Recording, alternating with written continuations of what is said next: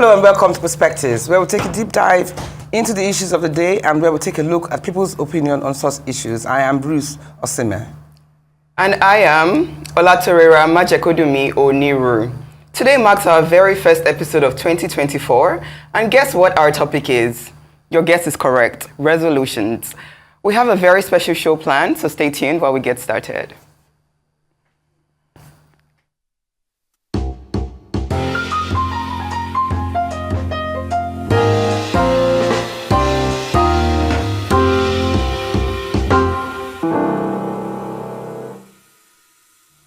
Welcome back to Perspectives, your Honorized News. When the clock strikes midnight, signaling the start of a new year, many adults would have committed themselves to a New Year's resolution. With this new year comes a sense of renewal that makes us think about what we want to improve or change. The beginning of a new year invites us to imagine our future improved selves. The projection of who we would like to be can be exciting and motivating, at least for a little while. But while that blank slate feeling can be inspiring, we can also get carried away because sticking to your New Year's resolutions requires focus and a heavy dose of realism. Unfortunately, optimism alone won't result in the change that we want. The reality is that there are a number of things about the way we make New Year's resolutions that set us up for failure before we even started. Many people fail to keep their New Year resolutions because they are structuring goals incorrectly.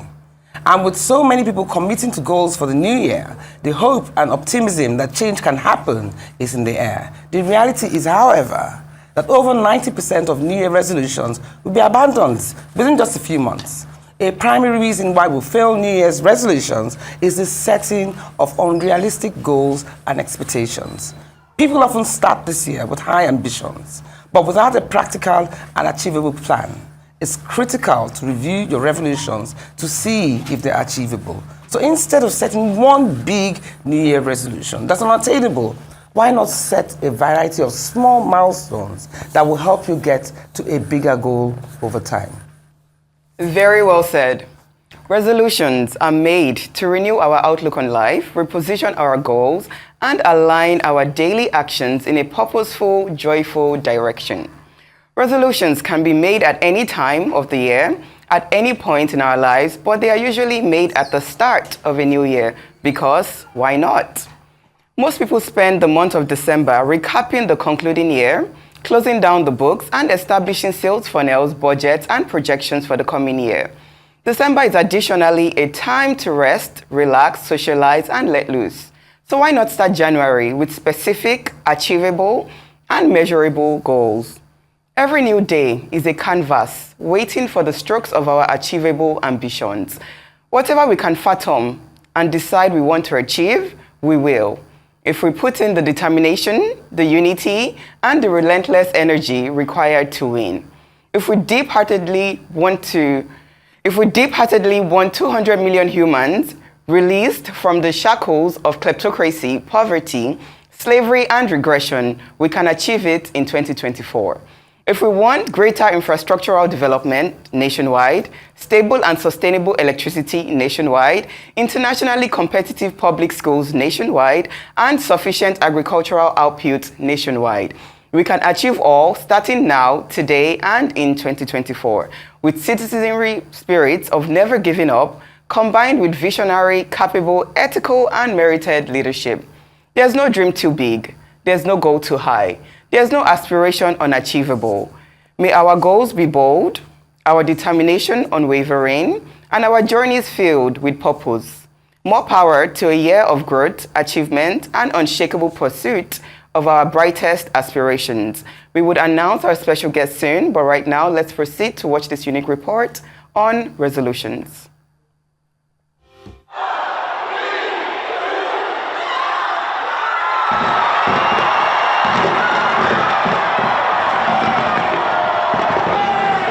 If there is one common reoccurrence that happens at the start of every year, it's the habits of people making resolutions.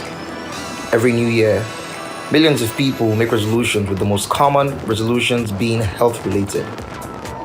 It could be resolutions to stop an unhealthy lifestyle, habit, or improve their quality of living, while some set resolutions that are career related. Despite the popularity, up to 70% of resolutions fail, mostly within a few weeks. As a result, many people make the same resolutions year after year.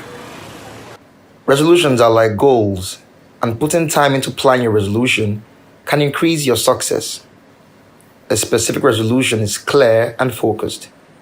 But unfortunately, most people set vague resolutions, while admirable resolutions that provide a clear description of what you want to achieve provide more direction and are more readily attained. Today on Perspectives, we will be taking a look at difficulties of keeping resolutions. Does the economy also bring challenges of its own as a stumbling block? What makes it so hard? Or do people set unrealistic targets for themselves? You know, when I thought about this topic, I said to myself that I didn't even know that people still made resolutions, truth be told. I mean, I can't remember the last time I made one. I mean, when we were young, yes, our parents would tell us, make your New Year resolutions and what have you. But in Nigeria of today, I think the average person is even trying to survive, trying to make sure that they move on to the next year. Things will not get even worse than it was in the year that they're leaving behind. So I don't know whether making resolutions is still something that people do. You know, maybe you will set goals for yourself, but the truth of the matter is that even when you set goals and the envelope is being pushed further away from you, maybe at one time you said, okay, by this age, I want to have so and so amount in my bank, or I want my business to have grown to a certain level. Of course, by the time new things happen, things are now 3 times, inflation comes in, uncertainty is in the air. I don't know how practical it is for people to still make resolutions in today's times. Right. I really don't. Well, Happy New Year. Oh, Happy New Year, by the way. Happy New Year. Happy New Year, folks. Happy New Year. Wishing you a very good and great 2024. Absolutely. Okay. So, topic resolutions. I think I align with you too. I'm not someone that makes resolutions. I make goals every single day. There's a new goal. If I achieve it, fantastic. If I don't achieve it, I refine tune. So, every day is a new canvas for me to add on to the goals that I want to achieve. A new year, 1st of January is just another day. It's a new day. Yes, it has potential for I new think goals. Because it's a new beginning. Yes. People see it as a new beginning, a new start. There's that thing about New Year that just because it's celebrated all over the world, so everybody feels some sense of newness. Absolutely. Some sense of, oh, I must improve. Right. So I'm just referring to how I see that New Year. So it's just, for me, it's just another day. But I do understand the importance of setting resolutions, especially when it's been a very hard year. You've worked so hard and maybe you just didn't finalize that year with the goals you wanted. Maybe you, I don't know, ended up eating so much during the Christmas break, or, you know, you didn't achieve the sales goals or the revenue targets you had for 2023, then you would have, you know, renewed goals and resolutions for the new year. I think at the end of the day, even when you set resolutions, you also must be realistic with your expectations. Absolutely. So don't feel despondent if you don't achieve 50% or 60 or 70 or 80% of what you want. Take it a step at a time. I think when the goals are more realistic, you can use that as your yardstick to now move to the next level. You know, but we're heading for a short break, but stay with us, because when we get back, we will switch gears to bring on our most distinguished guests. Okonjo, CEO and Vice Chairman, Fine and Country West Africa, in the company of Nkiru Olumide-ojo, also certified trainer, coach, and female enthusiastic. Perspectives will return in just a moment.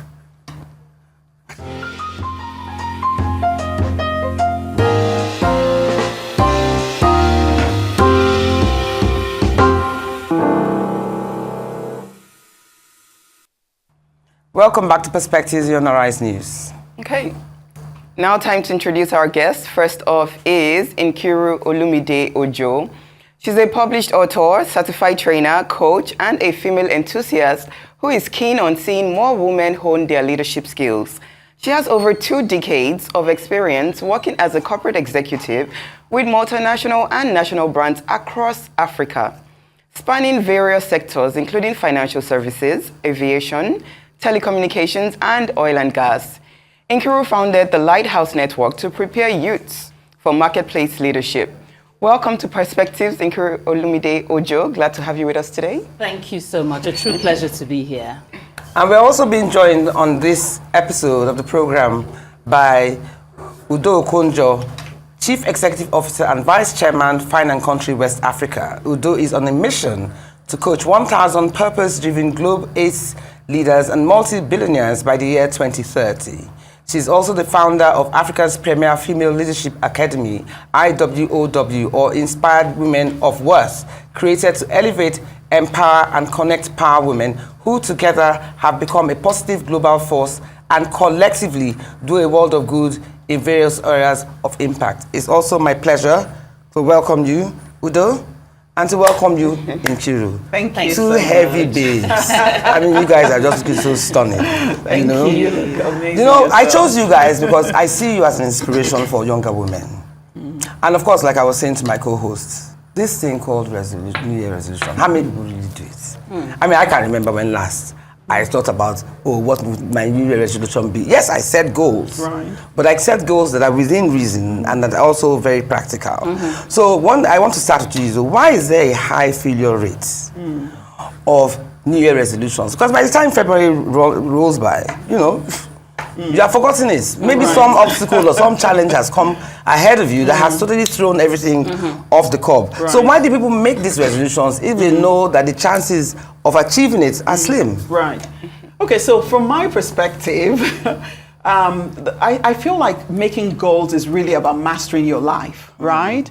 And so if you don't start from the foundation, which is why are you making these goals, then chances are you're going to maybe be jumping on the bandwagon because there's this air of everybody's making goals. If you go online right now, everybody's writing new year, new me, all of those things. And so there's this energy that can pull you into this whole tidal, inspirational, let me set goals. But the question is, what is your why? Why are you setting these goals?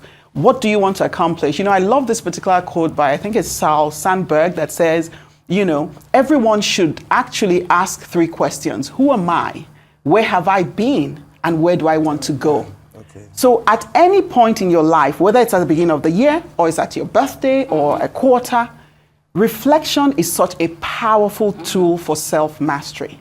So if you set goals from that point of view, that you are looking to master your life and that growth is a natural human thing, then you're more than likely to follow through with your goals. Okay. I mean, I'm sure we'll talk about, why they fail, all of that stuff, but how and why do you set these goals? If it's about growth and life mastery, then you're more than likely to stay the course. Now that you said that, Nkiru, in a place like Nigeria, I mean, I don't want to sound despondent, I don't want to be, the whatever, but we all know that Nigeria is a very tough place. I also believe that sometimes setting goals also depends on the environment that you're living in and the practicality of achieving these goals. I mean, the system works, there's electricity, things are affordable, the inflation rate is not so ridiculously high and everything, So in a place like Nigeria, what are the key challenges that make these goals almost unachievable?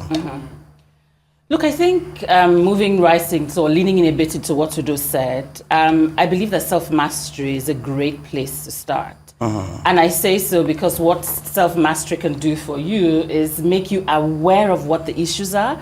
So you are not setting a goal, with your nose buried in the sand. So you are aware of what the issues are, but you are taking deliberate steps, to help you grow. I think it is an innate human nature to want to grow, and that's why I'm a proponent of conscious growth. Because I say to myself, you have to be aware of the areas for which you want to grow. And I hear you talk about Nigeria and its challenges, and I say to you, probably, related challenges in other African countries where I work. So I feel like you can play that to your advantage, to say, what is the economic outlook? What is it looking like? Is this goal so ambitious just based on what I've heard about, the economic headwinds, and that enables you and helps you plan?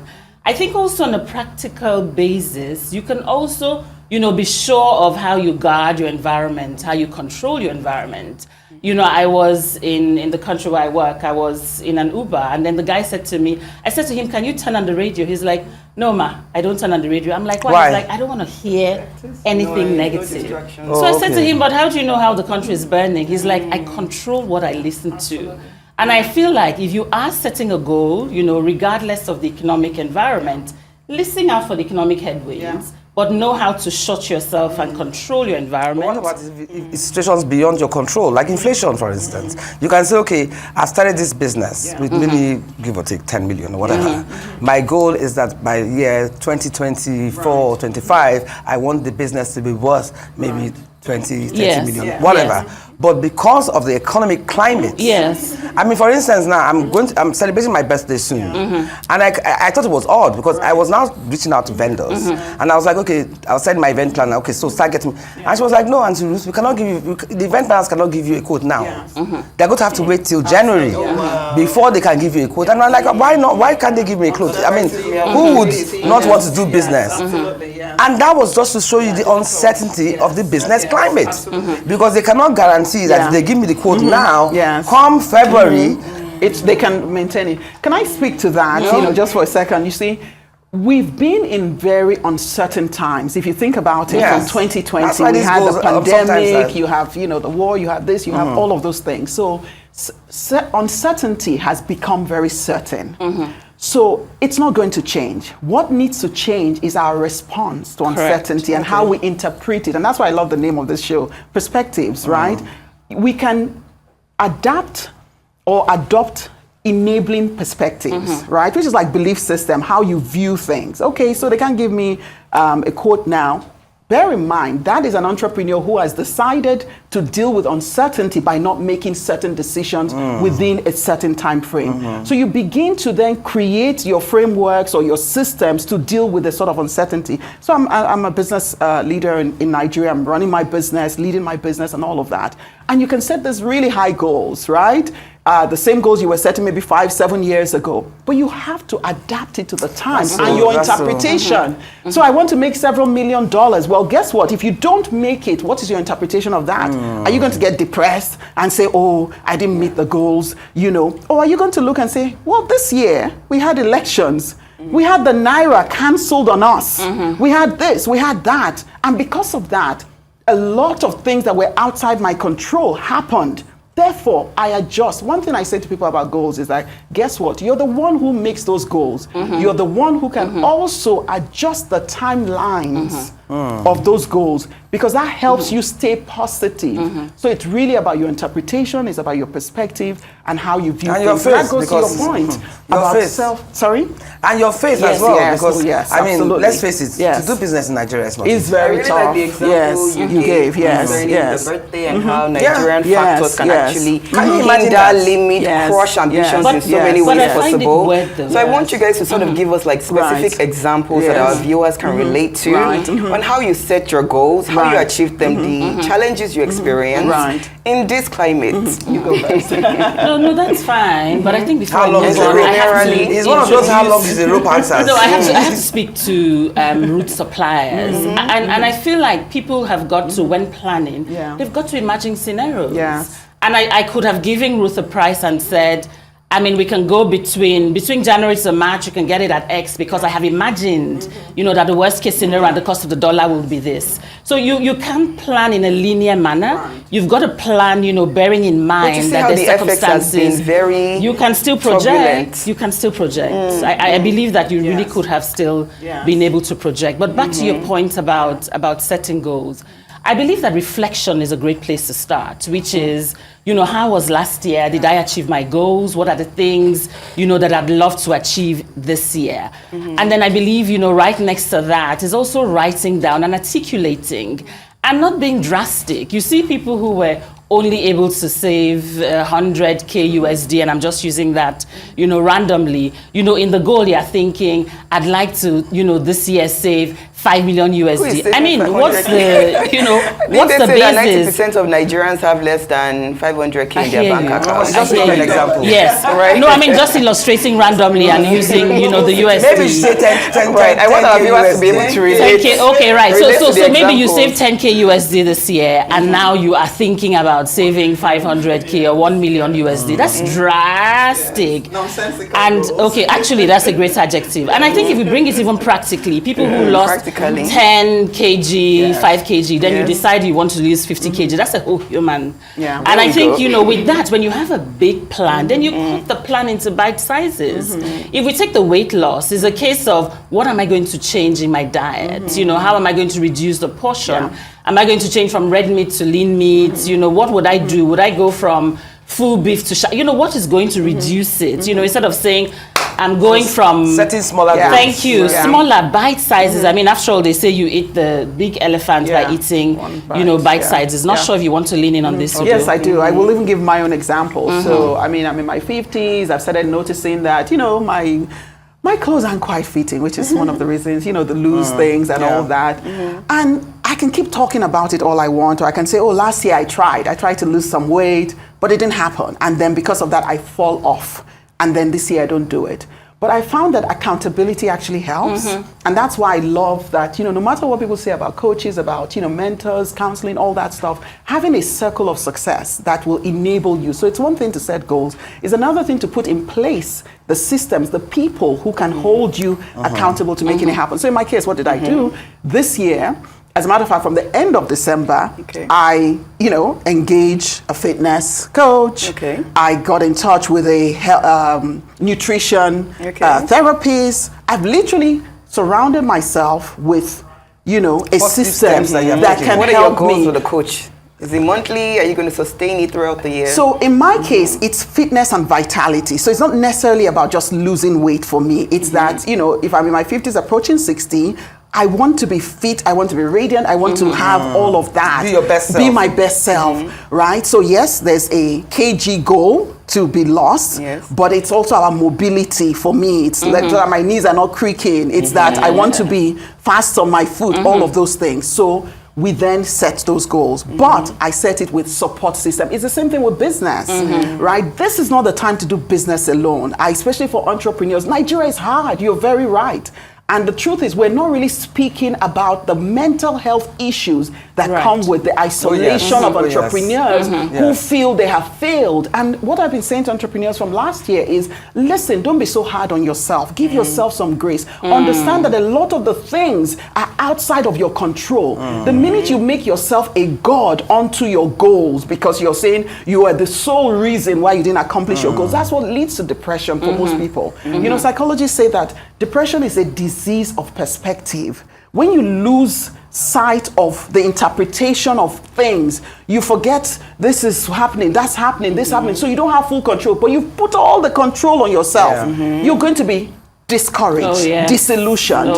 And before you know what, it starts going into the place of distress. Before you know what, it starts. I'm Which not is a medical happening a lot person, but nowadays. this is so real. And we're seeing it on, I'm an entrepreneur in this country, I'm a business person in this country, and I know how tough it is. And we're not talking enough about it. That's one of the reasons I started writing about it, whether it's on LinkedIn or some of my newsletters on social media, because we must encourage ourselves. We can't act as though we have it all going. So what's because your it's not accountability true. plan for making sure that you lose the weight and you sustain it? Because let me give an example. So where I run, every January there's an influx of new runners. Hundreds of people. Everybody's out. They're The going to gyms lose 5 kg, 10 experience that, kg. yes. They are ready. Yes. But by end of January, early February, everyone has thinned out. Yes. It's like 2-3 of us. Yes, let me So tell what's you, the when my coach specific- calls me at 6:30 a.m., there's a difference when he doesn't call me.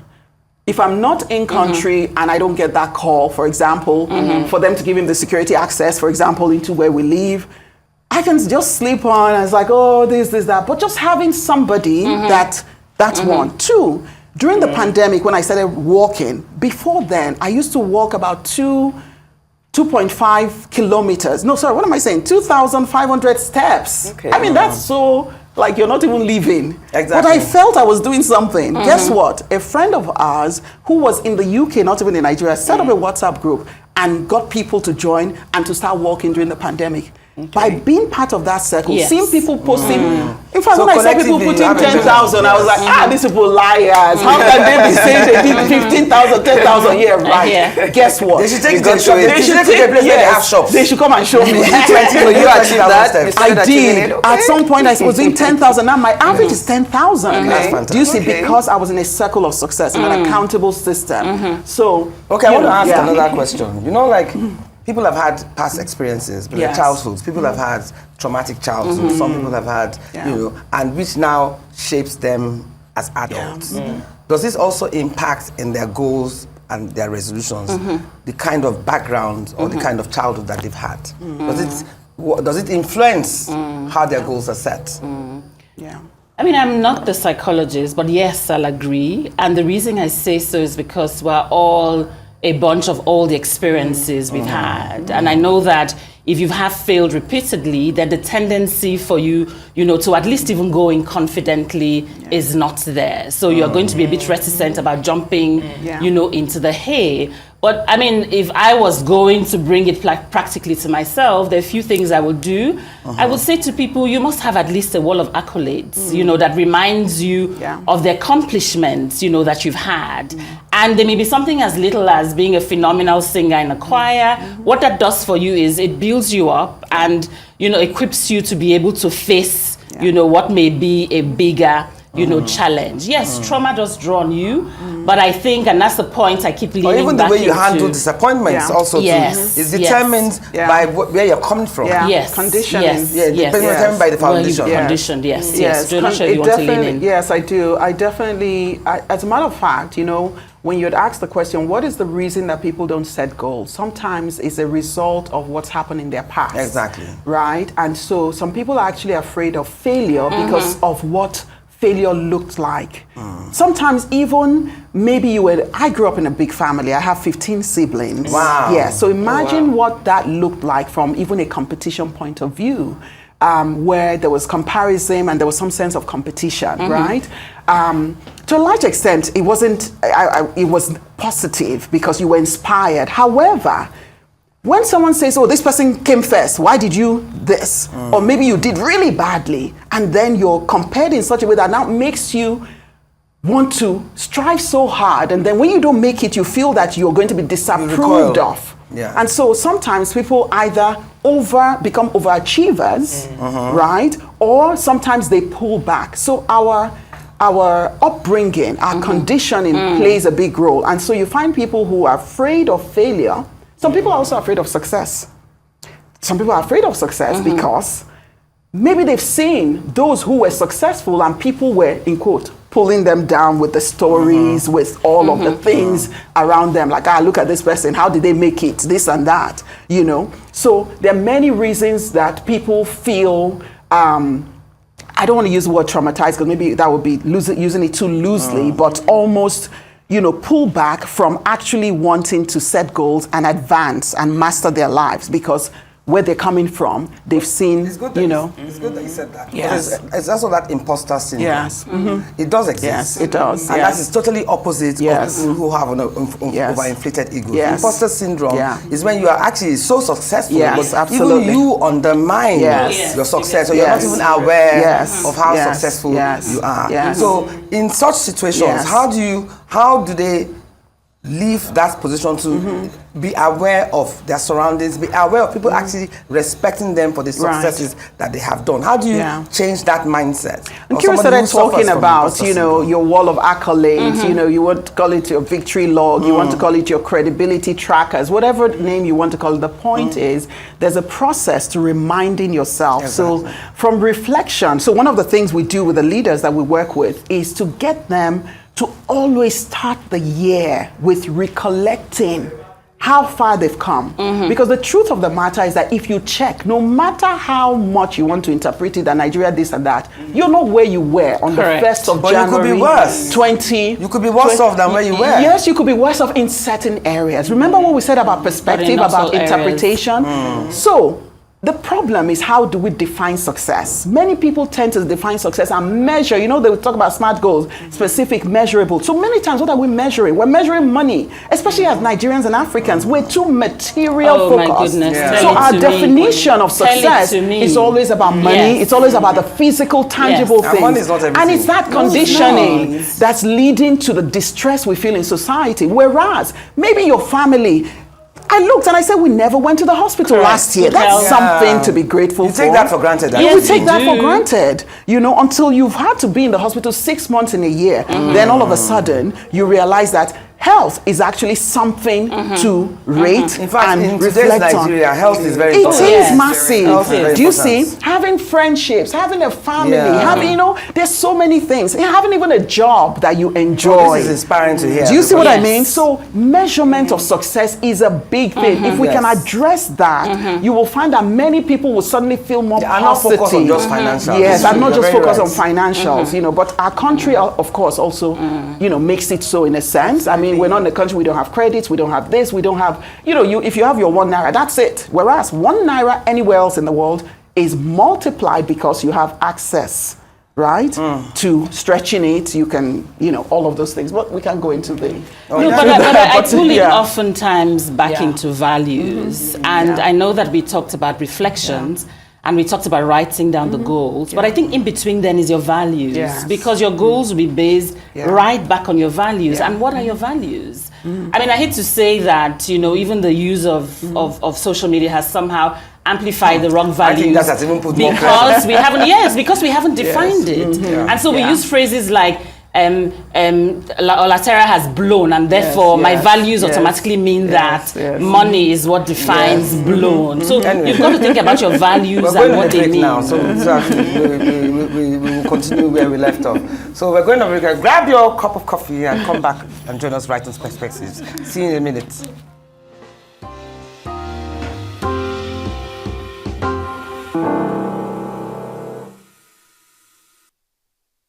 Welcome back to Perspectives on Arise News. Now, Udo, mini, who should I ask first? Okay, let's start with Nkiru. Yes. There's this idea that resolutions are supposed to be some big sweeping change. But as humans, we are wired to make small changes, appreciate small changes as time goes by. Like when we were on during the break, we were talking about, lack of achievements when it comes to financial goals. But let's also talk about our mental state of mind. What space are we in? Because if you're not in a good space, no matter how much money you lose or how much money you make, if you're not in a good space mentally, you will not be able to achieve Goals. your goals or be with good well-being. You will not be in a good place. So how do we address that? How do you begin to talk to people who are disappointed at their performances in 2023 beyond their How do we help them capabilities? save their mental So how health? do you now get them, encourage them to look forward to 2024 with a better frame of mind? I mean, I think the first thing is understanding how you define yourself, and that's so important. How do you define yourself? Do you define yourself by the purchases you're able to make? Do you define yourself by, the wins, and what types of wins? I believe that when you understand and decide to define yourself, it would help you celebrate, your successes, your wins, your losses accordingly. And I'll take a quick, example. I find especially, and I'll use the corporate because I obviously work in a corporate, there are other areas in which you may win as an individual that is also important, but because you missed, defining or recognizing it, then it's lost. And then you go off saying to yourself, I achieved nothing in 2023. And that becomes a downer, for you, even the areas that, you had succeeded. Udo mentioned not going to the hospital in a whole year. That's a big deal. That's a really, really big deal. It's also retaining friendships, having a community of people who cheer you on. Is also, having every member of your family, being alive.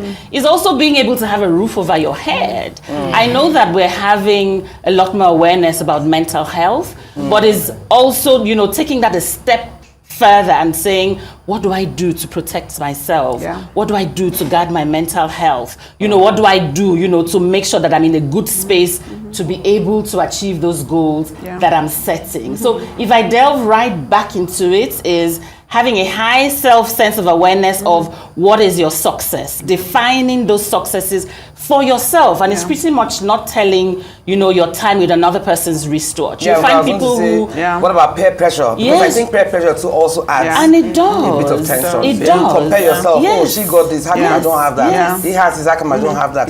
That's another pertinent point I also think we should discuss. Peer pressure. Oh, no. Before I talk about... I know the go funny ahead. thing, sorry, is that also spouses put their partners under peer pressure too. Oh, look at your mate, he bought this. Oh, yeah. Or look at your Right, mate, right. she like that. Yeah. So how do you curtail that? Because I think that's also part of what adds. Right. Oh, my children, your children are going to so school. Yes. Oh, my children too must go to that school. Even if you can ill afford it. Right. You wanted to say something? Let me say something. Nkiru was talking about values and self-awareness. I like to talk about identity and then interpretation. So identity is how you see yourself, right? Which is why when you start, you say, who am I? Where have I been, right? So how you see yourself. If you see yourself based on your job title, if you see yourself based on your bank account, if you see yourself based on your father's name, and all the things where in Nigeria we used to define what success looks like, if that's how you define yourself, more than likely you're going to be so battered by what's going on around you. So like she said, learning to protect yourself, but not just you learning to protect yourself. Let me give you an example. As parents, how do we compare our kids? What's the language we use amongst children saying, oh, this person is doing this, why aren't you doing that? Children are wired differently.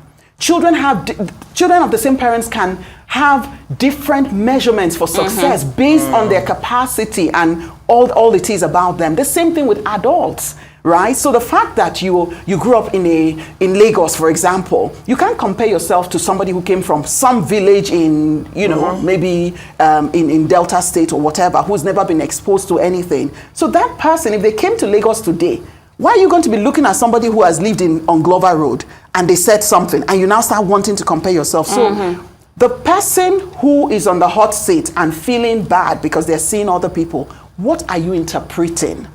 You can be inspired or intimidated. There's a very thin line, and it comes down to how you view yourself. Or be oppressed.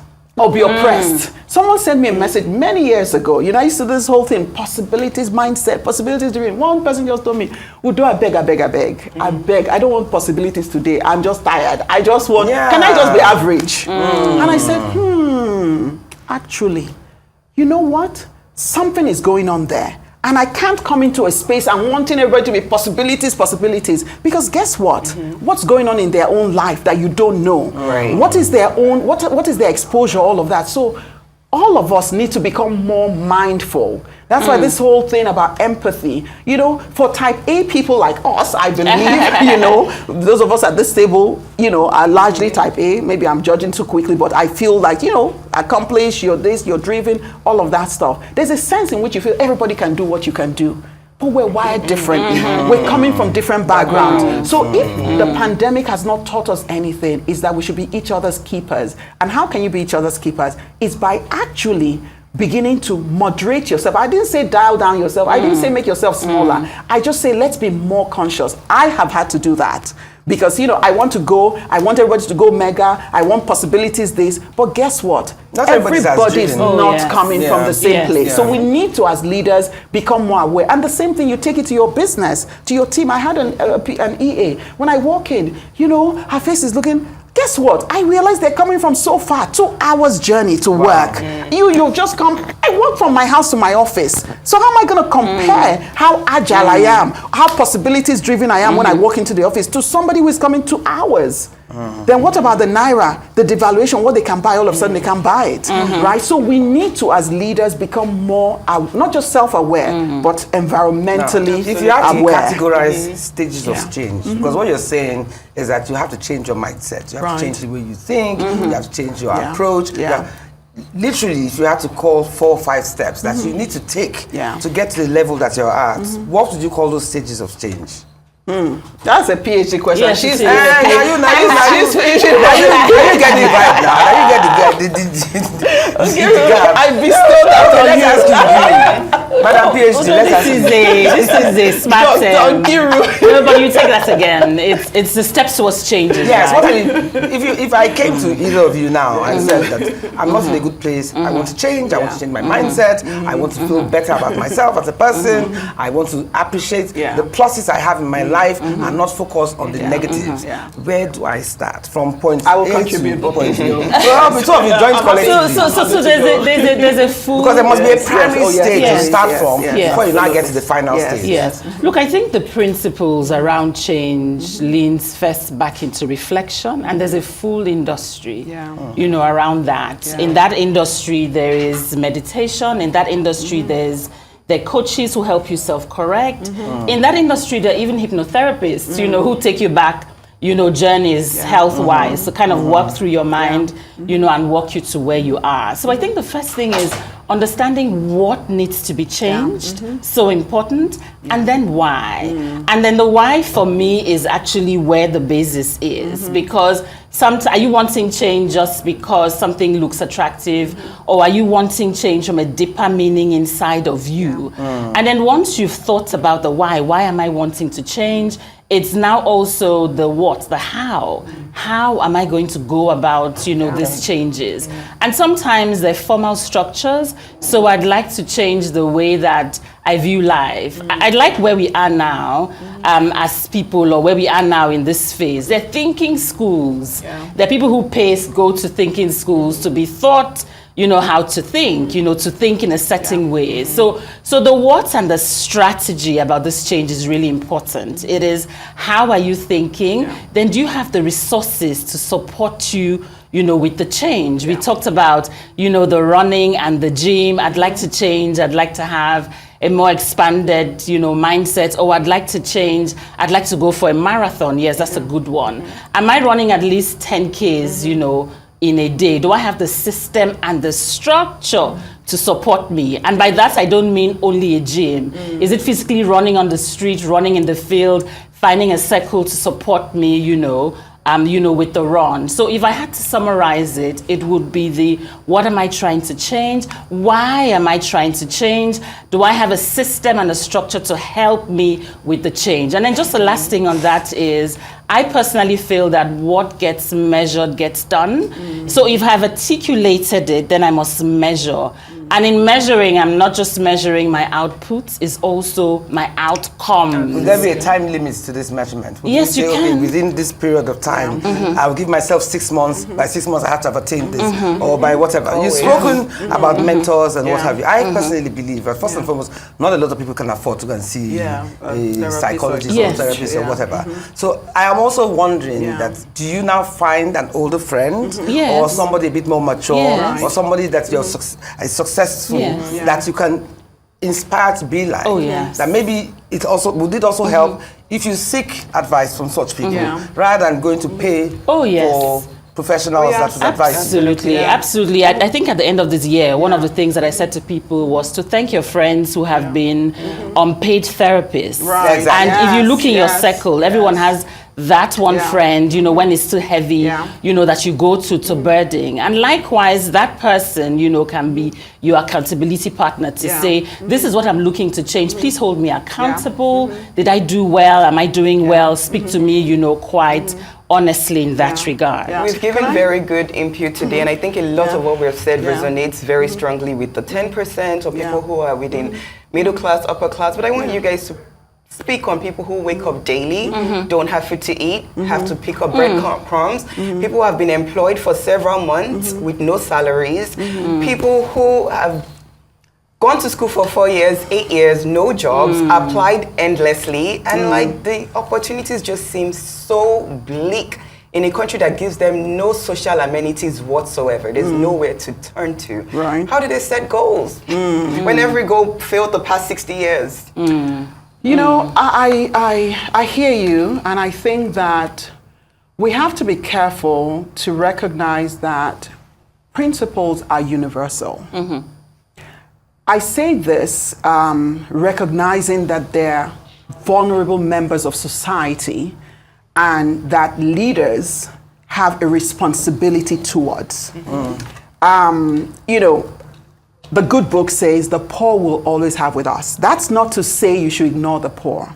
It's to take responsibility for the poor, for the vulnerable. And that's why you have organizations, people, even some of the work you've been doing over the years, helping people who cannot afford the help and the support. And that doesn't scratch the surface, which is why, thank God today for digital media. There are people online. I say it's never been easy. I'm assuming this person went to school, which means they can read, which means they have access to social media. These days, some don't. Listen, the fastest track for a leader to lose hope is to try and take on the whole world. We're all called to take different parts of the wall. I know there are people who work in social, in social care. There are people who work in even helping with mental health. There's a board that I sit, I'm actually the chair of it, where it's essentially supporting people with mental health issues who cannot afford it, right? So, and so many well-meaning people, organizations, individuals, and all of that. So what's my point? One, we can't solve all the problems. There's a place for our policies, for our governments, all Yeah, that. but we can set as policies. leaders, so the policies are can set important. policies that can help The solve this safety problem. nets are super important. That's why I said leadership. Leadership. People are in quote jackpine. When they go to the UK, people say, oh, Canada, this, that. You know, that they're going to go and suffer. But hey, hold on. Once you're legal there, there's a support system for any citizen. If you fall ill, there's a support system for you. Here, even the rich. So we can't give them excuses for the ones here. Right? So we have a structural systemic problem, and you and I cannot fix every single one of them. The question is, what can we do? And so whether it's as leaders, because that's why I'm a big advocate of, especially leaders who've accomplished a certain level of success. You've got to find a way of sharing, democratizing those principles, whether it's through using your social media platforms, whether it's through coming on shows like this, sharing this success principles as it were. Of course, ensuring, you know the drill. And then you the know, leaders spend more, they spend less on governance and more on the betterment of the people. But hey, you know, we're not going in there for this. But hey, so my thing is, what can I do as a leader? What I can do is I can model what meaningful success looks like, so that those who are around me can see. I don't measure my success based on, if you were to measure it based on how much the dollar naira was, hey, listen, none of us should be sitting here because we've all had our wealth eroded by at least 60 to 70%. But because you understand that there is more to you as a leader, as a human being, and you're not measuring yourself, hopefully you get to model that. Before we're running on, just a quick one, when you talk about the change, I wanted to just share this very quick, success tip or principle. The way I approach change or anything, if you want to like reinvent, reposition, or whatever. Okay. The starting point is awareness, which, is essentially like doing an audit. Somebody, it's like, where are you? What's going on? And you can do this by yourself through questions, right? The power of questions, or through a support system, right? So you audit where you are, because if you cannot define the problem, you can't solve it. Okay, thank you so much. Yeah, okay. We have to don't have as much. Absolutely. Nkiru, one last word. I mean, I think that we can each support the Lazarus at the gates. I mean, it's a biblical phrase, but it just, says to us, there is someone who's right outside your gates who is, in dire need, and you can just have a think as to how best to support. Thank you so much, Udo. Thank you so much. Thank you both so much. Thank you so much for your deep insight. Absolute pleasure. And I hope that a lot of our listeners today would have learned one or two things from what you have said, because all hope should not be lost at the end of the day. We should always hope for a better tomorrow. Absolutely. So thank you so much for being with us on Perspectives. Now, a certain amount of thought and psychological and possibly physical preparation and planning has to go into a New Year's resolution in order to sustain it. Ambivalence is what happens when we think about change. First, we think of a reason to change. Then we think of a reason not to change. And then we stop thinking about it altogether. But not all resolutions are doomed to fail. And many people achieve at least some of their goals. This is where the 4 R's of goal adjustment comes into play. Review, reevaluate, redefine, and re-engage. The key is making a plan that maximizes your odds of success. And always remember, like I keep saying, life is a learning curve. And that's all we have for today. You're watching Perspectives here on Arise News with me, Ruth Osime. See you next week.